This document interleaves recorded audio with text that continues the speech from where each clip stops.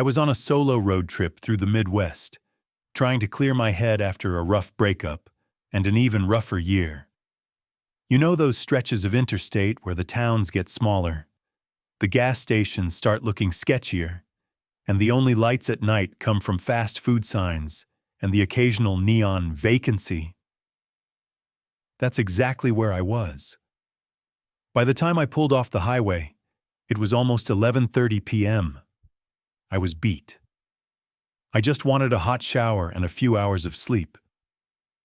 The nearest place was a little roadside motel called the Hillside Inn. It looked old, but not completely run down. White siding, a flickering ice machine outside, and that buzzing red sign glowing. Vacancy. I parked my car under one of the dim overhead lights and walked into the office. An older guy at the desk gave me a room on the second floor. Room 214. He handed me a physical key, not a card, one of those chunky brass keys on a plastic fob. "Don't worry," he said. "Only 3 other guests here tonight. Should be nice and quiet." The room was nothing fancy. 2 double beds, a low hum from the mini fridge, beige walls with slightly crooked paintings. The kind of place where the sheets are clean enough if you don't look too hard. I threw my bag on the bed, kicked off my shoes, and went to brush my teeth. That's when the door opened. Like fully opened.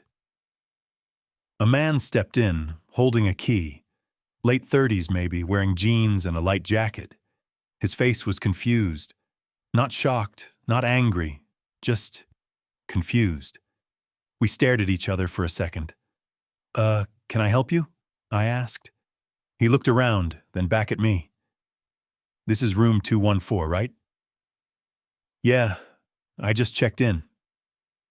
Then he muttered something like, "They gave me the wrong room again," and backed out, pulling the door shut behind him. I stood there for a moment, still holding my toothbrush. Something about it didn't sit right. I locked the door, double-locked it, jammed a chair under the knob, then called the front desk. The guy sounded surprised. "I'm sorry? We didn't book anyone else in room 214 tonight. You sure he had a key?" I said. "Yeah, I saw it. Brass. Just like mine. He told me he'd check the logs and send someone around to check the other rooms. I tried to go to sleep after that, but every creak in the wall made me tense up. I left the TV on for background noise. Around 2 a.m., I finally dozed off. At 3:27 a.m., I woke up to a sound. Not inside the room, but right outside. Someone walking slowly down the exterior hallway, just outside my door, then stopping. Then, jiggling the doorknob. I sat up in bed, heart hammering, the lock held. Whoever it was stood there for a full minute. Not knocking, not saying anything, just standing there. Eventually, the footsteps moved away. I heard the stairs creak, and then, nothing. The next morning, I told the clerk what happened. He looked disturbed and said again, "No one else should have had a key like that." He even showed me the ledger. Room 215 and 213 were marked vacant. I asked if he could pull the security cam footage. He just shook his head. "Camera hasn't worked in years." Here's the part that keeps me up sometimes. When I checked out that morning, the guy at the desk called out as I was heading for the door. "Hey, just to check. You didn't lose your key, right?" Number that I left it on the nightstand. He nodded slowly. We found one in the drop box this morning. Brass key. Room 214, someone else had it. And it wasn't me.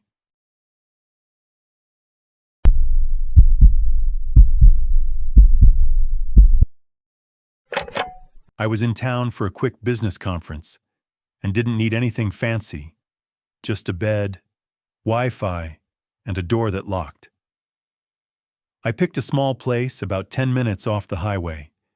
It had decent enough reviews, and it was cheap, so I booked online. When I arrived, the woman behind the counter looked frazzled. There was a stack of papers, her phone was ringing, and she was trying to check in a guy ahead of me who couldn't stop complaining about how he wanted a room nowhere near the vending machine. "Room 211, she said when it was my turn, sliding a plastic keycard across the counter.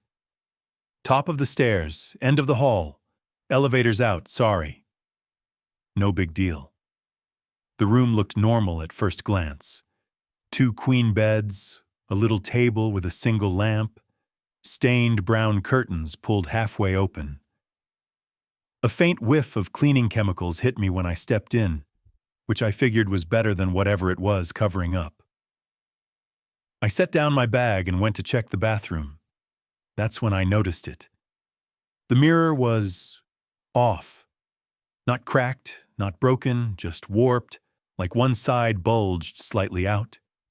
The reflection had this weird, stretched quality. I stepped back, chalked it up to old motels and worse upkeep, and went back to unpacking. That's when I saw the note. A yellow, sticky note on the bedside table. One word written in shaky pen. Don't. No punctuation. Just don't. At first, I assumed it was part of the cleaning staff system, like, "Don't use this lamp," or "Don't touch this drawer." But there was no arrow, no context. Just that one word, sitting there. I opened the drawer beneath the table, nothing but a hotel Bible and a bent takeout menu. I tossed the note, feeling a little paranoid. Weird stuff like that gets in your head if you let it. But things started adding up. That night, I couldn't sleep. Not just because the bed was too stiff or the AC wheezed like an old man every few minutes, but because of the knocking. At first, I thought it was the room next door. Then I realized the sound was coming from the wall behind the headboard, and room 211 is the last room on the hall. The only thing behind that wall is outside.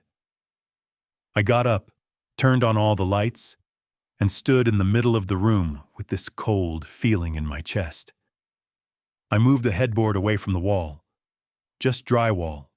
No holes, no vents, no pipes, just knocking. And then it was gone. The next morning, I went downstairs to ask for a new room. The guy at the desk was different, tall, bald, and barely looking up from his crossword. I told him I was in 211 and asked if I could switch. 211. That room shouldn't be booked. What? Yeah, it's blocked for maintenance. Broken mirror or something. Should have been locked. I told him I booked it online. He looked at his screen, then back at me. There's no record of that booking. I showed him the confirmation email. My name, the check-in time, the reservation ID. He tapped for a few seconds, then stood up and walked to the back room. I waited and waited. 5 minutes, then 10. I knocked gently on the door to the back. No answer. Eventually, another staff member came out from the office down the hall. She was surprised to see me. "Are you waiting for someone?" I explained everything. She looked at the screen and then froze. That system hasn't been used in months. I asked about the guy. Bald, crossword puzzle, working the desk earlier. There's no one here like that. Not today. I left that motel without going back upstairs. I didn't even ask for a refund. I just drove. When I got home, I looked up the place again, and room 211. A Reddit thread. Old. A few years back.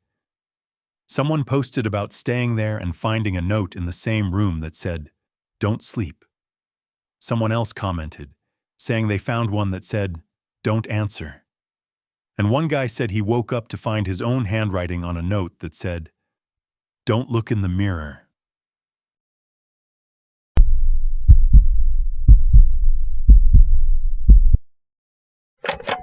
I checked into the Evergreen Motel just after 11:30 p.m.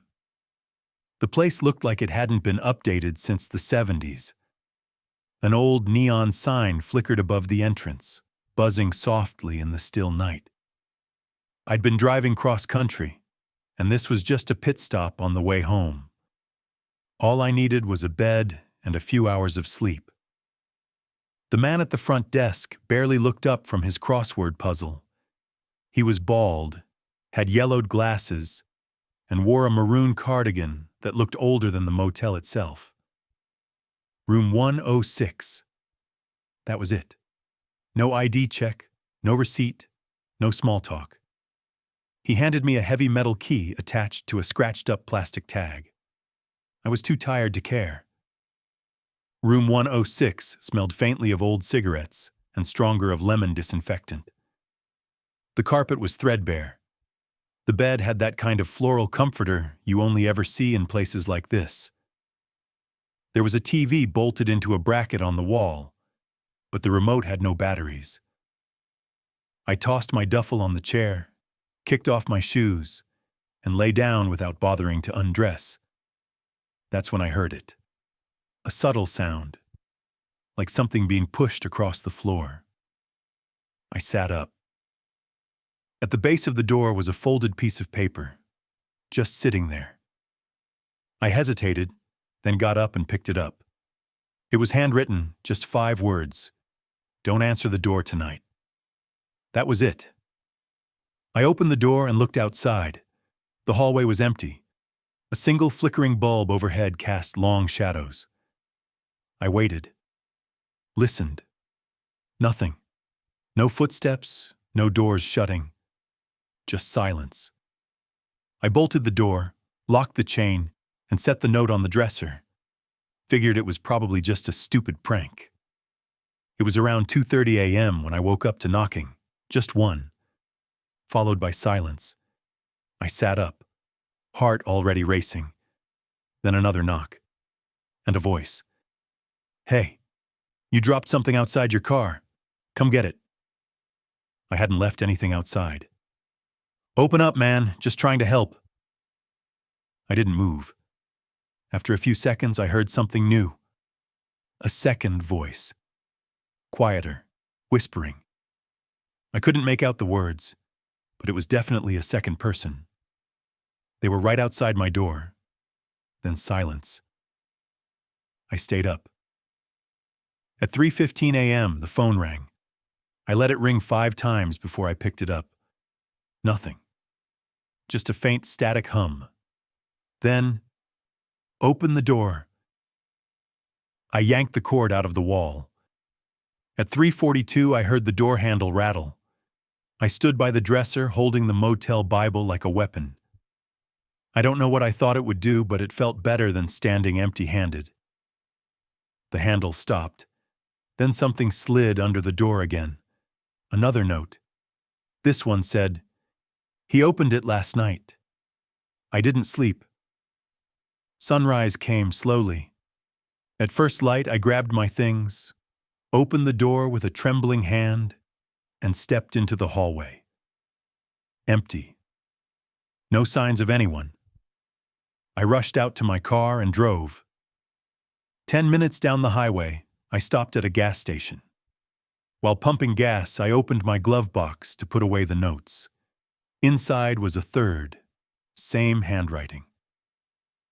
"Thanks for not opening the door.